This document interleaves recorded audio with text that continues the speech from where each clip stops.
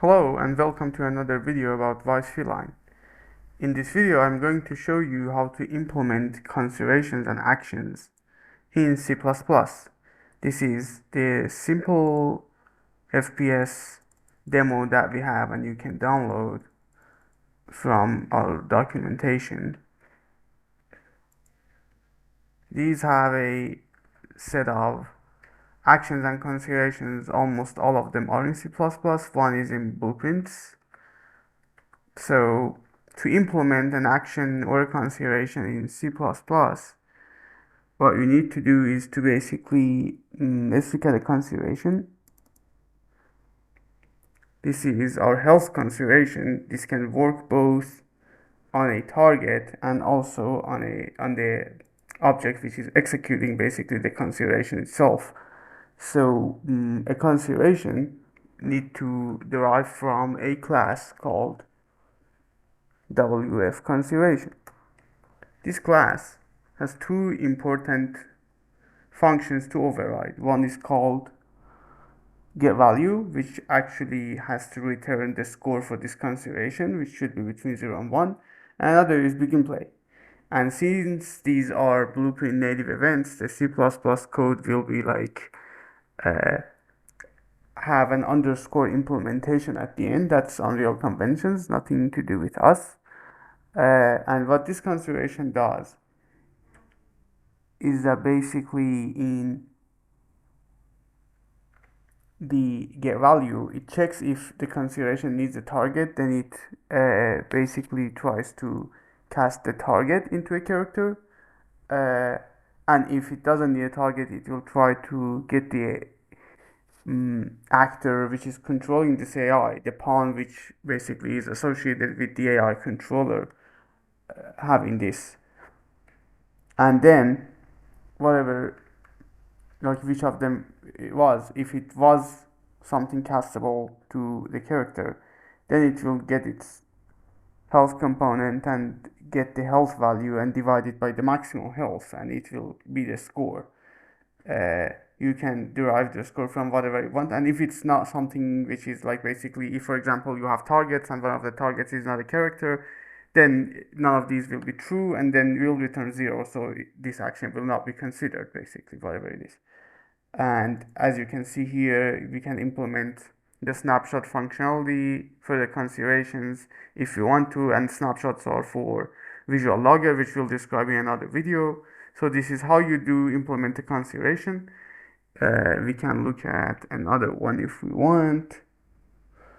Let's look at ammo, which is pretty simple as well. Kind of similar, tries to see if we need a target, and we'll try to cast the target, otherwise we'll try to cast the controlling actor. And then if the cast is successful, it will try to like get the ammo count and the max ammo count and derive the score from that, otherwise returns 0.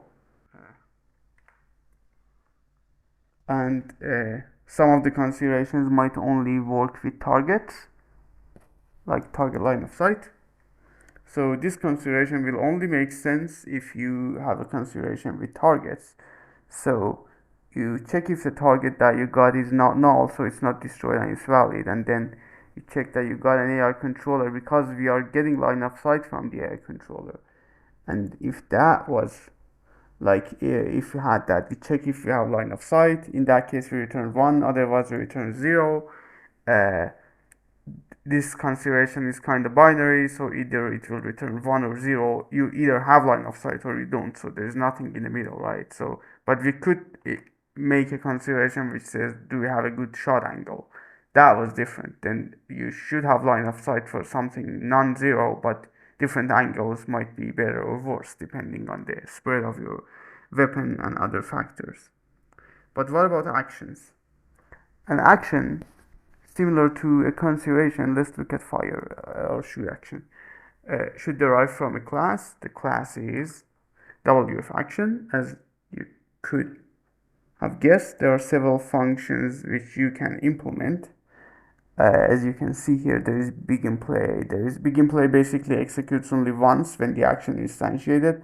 Unactivate is executed when this action is chosen to execute for an agent, then until the action gets deselected every frame it will tick, and then when it's deselected the activate for the action gets called and the activate for the next action will be called, and that one will tick until that action is like the current action which is active and is executing.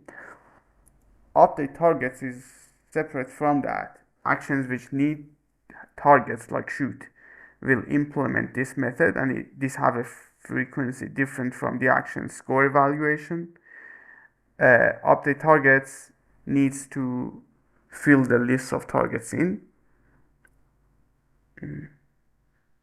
As you can see here, what we are doing is that we are clearing the target actors array. If we do not do that, then we will need to see, okay, what actors should I remove, what actors should I add. But if we clear this, then we can fill it in with the stuff which basically are overlapping with the sphere. This is the function that we are using here. That's a blueprint function, and I mean this is created for blueprints. And then we'll add them all to the array. And reset is a good function because it doesn't deallocate the elements of the array, because we'll probably need them soon. So it's a good idea to not deallocate them. And the other thing that we implement is tick, and in tick we simply try to shoot. So if you have a target which is valid, targets are weak pointers, so we need to check that. Then we will basically try to shoot, which is a function we implemented in our character class, and has nothing to do with this AI. You can look at fire, and then if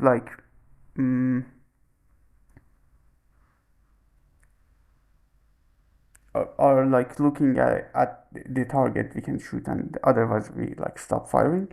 And the fire function is something implemented in the character, and that calls one in a method in the weapon. And this is basically a raycast to see what we will collide with.